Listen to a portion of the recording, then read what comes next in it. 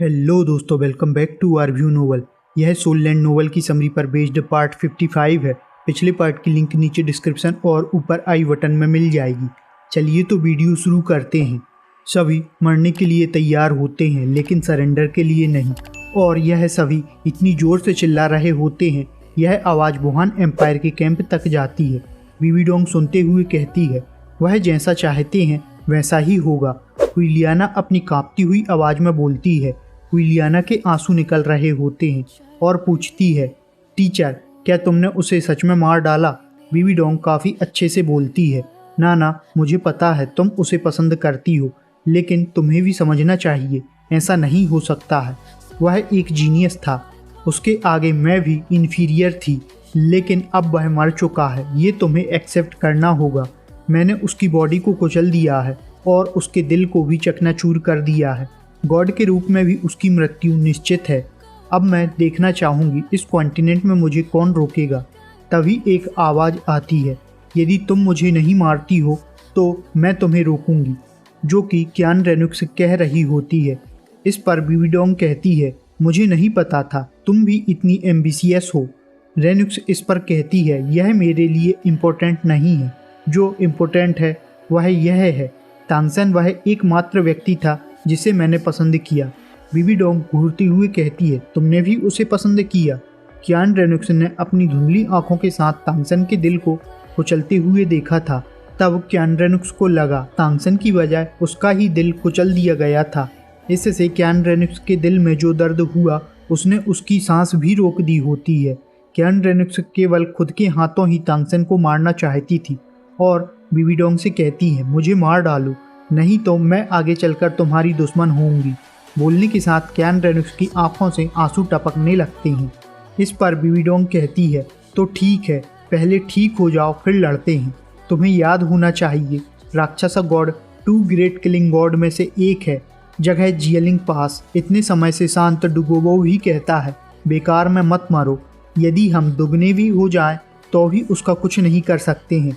विविडोंग का पॉइजन मेरे पॉइजन से हमेशा ही भयानक रहा है, जिसमें अब तो वह गॉड है। यहाँ पर हो सकता है आप सब सोचो आहियन कहाँ है, तो बात यह है आहियन युद्ध के मैदान में आई ही नहीं होती है। और आगे डुगोबो कहता है, मैं भी लिटिल फ्रीक के साथ जाऊँगा। ऑस्कर भी कहता है, मैं भी जाऊँगा। और इससे पहले कि रोंग कुछ बोल पाती, उससे पहले ही ऑस्कर कहता है, रोंग तुम्हें रुकना होगा, तुम भी एक गॉड बन सकती हो, भविष्य में तुम बदला ले सकती हो। और इस तरह से सभी तांगसेन के साथ जाने के लिए तैयार होते हैं और रोंग भी ऑस्कर के साथ जाने के लिए कहती है और बोलने के साथ साथ ऑस्कर का जोर से हाथ पकड़ लेती है। और इनके हाथों को पकड़ने के साथ ऑस्कर का हाथ हल्का व्हाइट और रोंग का हाथ 9 कलर में कवर हुआ होता है। व्हाइट और 9 कलर की लाइट फ्लैश हो रही होती है जो उनके हाथों में घूम रही होती है।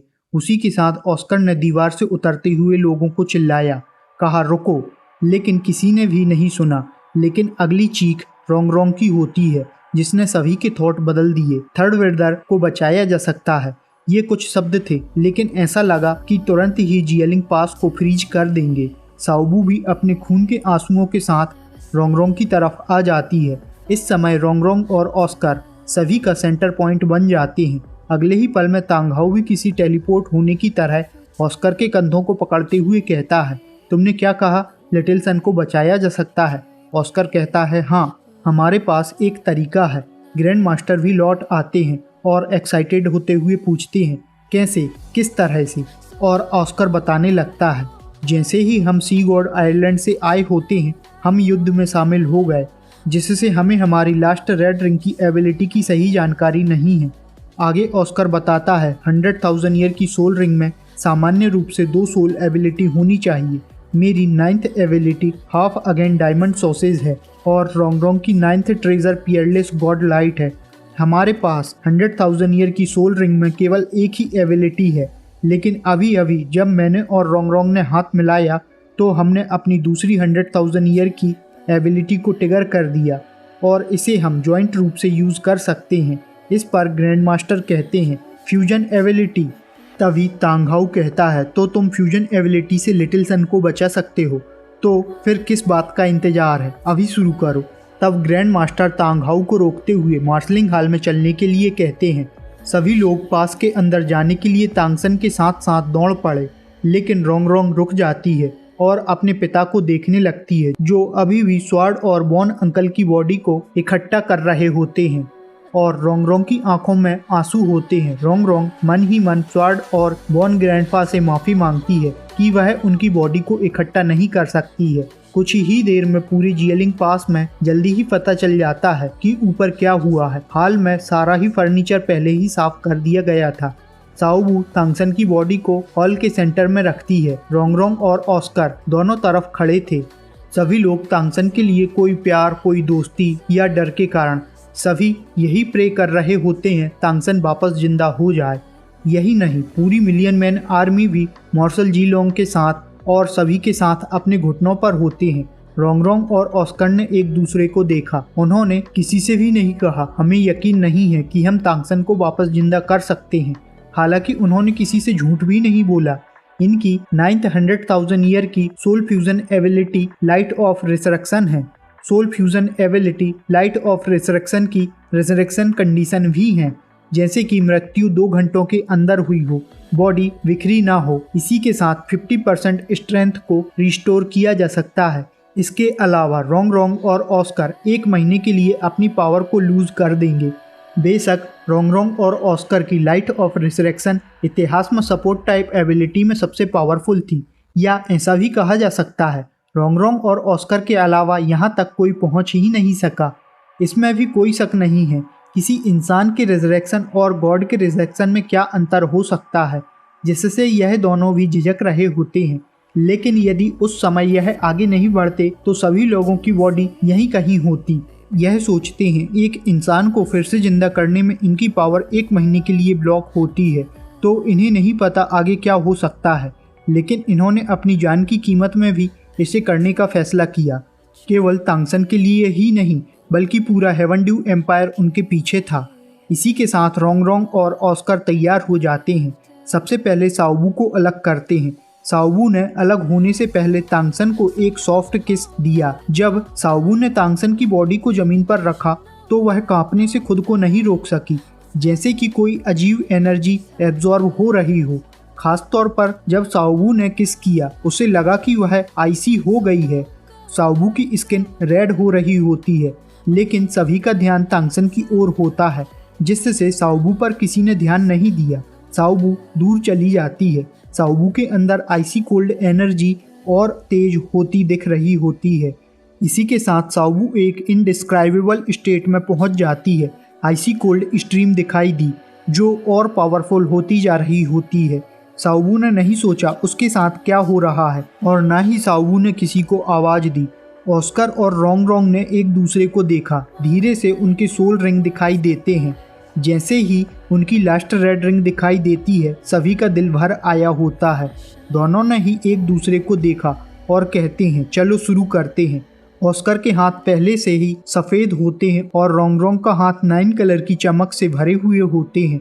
सभी ने देखा इन दोनों के लास्ट रिंगों को छोड़कर बाकी के सोल रिंग फीके ही पड़ते जा रहे होते हैं और लगभग गायब ही हो गए होते हैं। और आखिरी का रेड रिंग फ्लैश होता है। वह दोनों के ही लास्ट रिंग जुड़ते हुए एक हो जाते हैं। ऑस्कर के हाथ वाइट से पिंकिश हो जाते हैं और रोंगरोंग के हाथ मल्टी कलर से वाइट हो जाते हैं। दोनों कलर तेजी के साथ फ्लैश होते हैं। पूरा हॉल तुरंत ही अजीब एनर्जी की प्रेजेंस से भर जाता है। इसी के साथ एक 10 मीटर के डायमीटर और 3 मीटर ऊंचा डूम दिखाई देता है। उस लाइट ने ऑस्कर और रोंगरोंग के साथ तांगसन को भी घेर लिया होता है। एनर्जी का भयानक फ्लक्चुएशन हो रहा होता है। आसपास के सभी लोगों ने बैरियर को बाहर से देखा। ऐसा लग रहा होता है उस गोल्डन डूम का इफेक्ट एनर्जी को आइसोलेट करने के लिए था। उस डूम के अंदर एक अलग ही वर्ल्ड बन गया होता है। तांगसन एक रेड लाइट में कवर होता है, लेकिन ऑस्कर और रोंगरोंग एक अजीब तरह से बदल जाते हैं। दोनों के ही पीछे इल्यूजनरी फिगर दिखाई दिया। ऑस्कर के पीछे पीली कलर की ड्रेस पहने हुए लंबा पतला इल्यूजनरी फिगर, तो रोंगरोंग के पीछे 9 कलर का फिगर होता है, जिसे हम 9 कलर की गॉडेस भी कह सकते हैं। इनके आने के साथ वह दोनों ही रेड रिंग की सोल रिंग भी गायब हो जाते हैं। इसी के साथ वह इल्यूजनरी फिगर भी धीरे धीरे आगे बढ़ते हुए ऑस्कर और रोंगरोंग में गायब हो जाते हैं। साथ ही ऑस्कर को फूड गॉड और रोंगरोंग को 9 कलर की गॉडेस भी कहा जा सकता है। दोनों की ही ड्रेस भी बदल जाती है, केवल पहचानने लायक उनका चेहरा ही होता है। गोल्डन मैन ऑस्कर के हाथों में धीरे धीरे लाइट की पिंकिश बॉल दिखाई दी। इसी के साथ उसके चारों ओर येलो लाइट कुछ थिन हो जाती है। इसी तरह से रोंगरोंग के हाथों में 9 कलर की बॉल दिखाई देती है, जिससे काफी ज्यादा एनर्जी निकल रही होती है। फूड गॉड और 9 कलर की गॉडेस के हाथों में धीरे धीरे वह एनर्जी बॉल आ रहे होते हैं। इन पर भी एनर्जी का प्रेशर होता है। वह एनर्जी बॉल तांगसन की चेस्ट पर घाव पर गिरती है। इसी के साथ तेज व्हाइट लाइट की एक रे में विस्फोट होता है। विस्फोट के साथ उन गॉड के फिगर फिर से इल्यूजनरी हो जाते हैं। व्हाइट लाइट का फ्लर्स नीचे गिरता है, जिससे तांगसन के चेस्ट पर घाव हो जाता है। तांगसन की बॉडी उस व्हाइट एनर्जी के कारण कांप रही होती है और जगह जगह से बंद नसें भी खुलते हुए हर जगह गोल्डन ब्लड बिखरा हुआ था, जिसे तुरंत ही उस व्हाइट लाइट के द्वारा निगल लिया गया। तांगसन की पूरी ही बॉडी अजीब व्हाइट लाइट से ढकी होती है। यह व्हाइट लाइट ही रिजरेक्शन की लाइट है। तांगसन की बॉडी में पहला घाव होता है जहां हार्ट नहीं होता, और दूसरा घाव जिसे राक्षसा गॉड के वेपन ने दिया होता है, जिससे डार्क पर्पल एनर्जी बाहर निकलती जा रही होती है।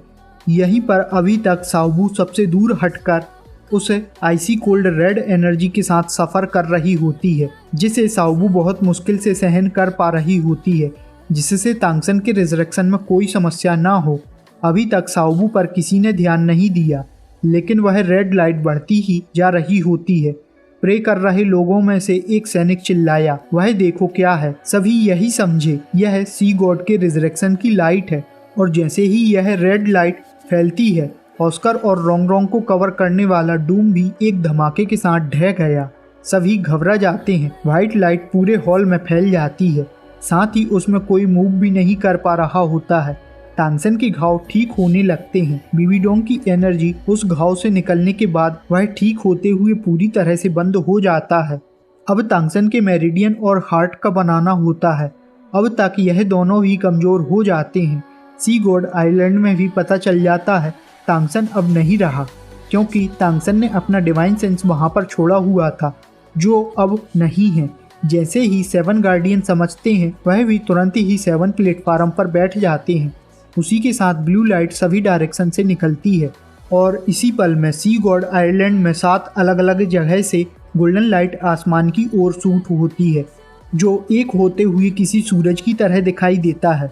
पूरा ही सी गॉड आइलैंड ही गोल्डन हो जाता है। एनर्जी वेव अचानक समुद्र और जमीन के कोने कोने से निकल रही होती है। यह वह एनर्जी होती है जिसे सी गॉड आइलैंड को प्रोटेक्ट करने के लिए छोड़ा गया था, जिसे सेवन मास्टर ने रिलीज किया है। और सभी प्रे कर रहे होते हैं। सभी का मतलब सभी, साओबाई का क्लैन भी। यहाँ ऑस्कर और रोंगरोंग की पावर खत्म होने को होती है, जबकि तांगसन का हार्ट कुछ ही बन पाया होता है। यह दोनों ही सोच रहे होते हैं अब क्या किया जाए। इसी मोड़ पर अचानक काउंटलेस थिन व्हाइट लाइट दिखाई दिए, जो धीरे धीरे बहने के साथ सीधे ही तांगसन की ओर आ रहे होते हैं। हॉल में वह रेड लाइट की लेयर अभी भी होती है। ऑस्कर और रोंगरोंग गिर जाते हैं। तभी साओबू तांगसन के पास पहुंच जाती है। भले ही अब रोंगरोंग ऑस्कर बेहोश थे, फिर भी वह व्हाइट लाइट अभी भी होती है, जो तांगसन की चोट में फ्यूज हो रही होती है। हार्ट बन रहा होता है। हालांकि जब ऑस्कर और रोंगरोंग इसे कंट्रोल कर रहे थे, उस समय से काफ़ी धीमा होता है। दरअसल वह white light Heaven Dou Empire के लाखों सैनिकों का विश्वास था, जिसे वह रेड लाइट की लेयर फिल्टर करते हुए तांगसन तक पहुंचा रही होती है। ग्रैंड मास्टर चिल्लाते हुए कहता है, जल्दी करो, लिटिल सन के लिए प्रे करते रहो। सुबह से शाम और शाम से सुबह हो रही होती है। तांगसन का रिजरेक्शन कंटिन्यू रहता है। आखिरकार तांगसन का वह घाव पूरा बंद होने वाला होता है और कुछ ही समय में हार्ट भी अपना काम करना शुरू कर देता है। तांग घाव जल्दी ही नब्ज को चेक करते हुए कहता है, लिटिल सन जल्दी ही ठीक हो रहा है। लेकिन साओबू कहती है, अभी हमने केवल बॉडी को ही बनाया है। यदि तांगसन ठीक हो जाता तो अब तक उठ जाता। अब तक 2 दिन निकल चुके होते हैं। साओबू की बात कोई भी मानना नहीं चाहता है। तभी तांगसन की बॉडी भयानक रूप से कांपने लगती है और सभी को पता चलता है तांगसन अब सांस नहीं ले रहा है। तभी इस समय आसपास का व्यू बदल जाता है। तभी सभी कुछ ब्लू हो जाता है, जहाँ तक भी देखा जा सके सब कुछ ब्लू होता है। इसी के साथ तांगसन भी ब्लू हो जाता है। तभी उन्होंने तांगसन को देखा। तांगसन धीरे धीरे ब्लू कलर से बाहर आ रहा होता है। चेहरे पर एक्साइटमेंट होता है। उस नीले फिगर को देखकर सभी हैरान थे। जब तक वह तांगहाओ की बाहों में जकड़े हुए तांगसन में एंटर नहीं कर गया, उस नीले फिगर को देखकर सभी हैरान थे। तभी कुछ ही समय में आवाज़ आती है, मैं वापस आ गया हूँ। वह ब्लू फिगर तांगसन नहीं बल्कि सी गॉड तांगसन की सोल होती है। यह सभी का मिला जुला इफेक्ट होता है। चाहे 7 पिलर गार्डियन का विश्वास हो या फिर हेवन ड्यू एम्पायर के प्रत्येक सैनिक की प्रे हो। और तांगसन की आंखें खोलने के साथ वह ब्लू वर्ल्ड गायब हो जाता है। शाओबू के अंदर आइसी कोल्ड एनर्जी भी खत्म हो जाती है। तांगसन को कुछ समझ नहीं आता है क्या हुआ है। फीकी लाइट के साथ तांगसन की मुट्ठी अनजाने में ही कस जाती है और तांगसन ने अपनी एनर्जी से सभी को सपोर्ट किया और कहता है, धन्यवाद आप सभी का। फिर से इन सभी का मेल मिलाप होता है। अब कोई भी नहीं चाहता था तांगसन फिर से उनका सामना करे, लेकिन क्या यह पॉसिबल हो सकता है? सी गॉड की एनर्जी के कारण ऑस्कर और रोंग काफ़ी ठीक दिख रहे होते हैं, लेकिन वे अभी भी खड़े नहीं हो पा रहे होते हैं।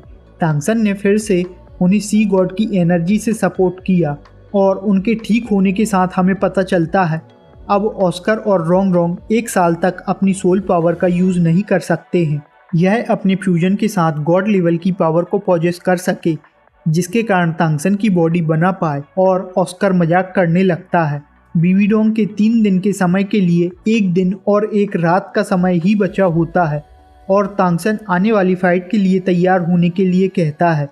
तांगहाओ तांगसन से मना करता है, लेकिन अब तांगसन के पास कोई और उम्मीद भी नहीं है। इसी के साथ तांगसन ने अपनी डिवाइन पावर से एक पोर्टल सा बना दिया होता है, जिसने तुरंत ही तांगसन और तांगहाओ को अंदर ले लिया, जिसमें चारों ओर अजीब मैजिकल पैटर्न होते हैं जो 2 दिन तक रहेगा। उसके बाद अपने आप ही टूटकर बिखर जाएगा और तांगसन के न होने पर भी तांगहाओ को जाने देगा। लेकिन तांगसन ने अभी एहसास किया होता है जो अभी हुआ, मतलब तांगसन का रिजरेक्शन। इससे तांगसन ने गॉड एबिलिटी को और अच्छे से समझ लिया होता है। इसी के साथ तांगसन कल्टीवेशन करने के लिए बैठ जाता है। एक दिन जल्दी ही बीत जाता है। सभी लोग बाहर तांगसन का इंतजार कर रहे होते हैं। तांगसन के आसपास ब्लू एनर्जी फैलने लगती है। शाओबू भी तांगसन के इरादों को समझ चुकी थी, इसलिए शाओबू भी तांगसन के साथ हो जाती है। इसी के साथ वुहान एम्पायर कैंप से 2 फिगर आसमान में आते हैं, राक्षसा गॉड और एंजल गॉड। दोनों ने ही तांगसन को देखा तो वे खुद को घूरने से नहीं रोक सके। बीबीडोंग भी कांप जाती है। इसी के साथ यह वीडियो यहाँ खत्म होती है। हम मिलते हैं नेक्स्ट वीडियो में। Thanks for watching.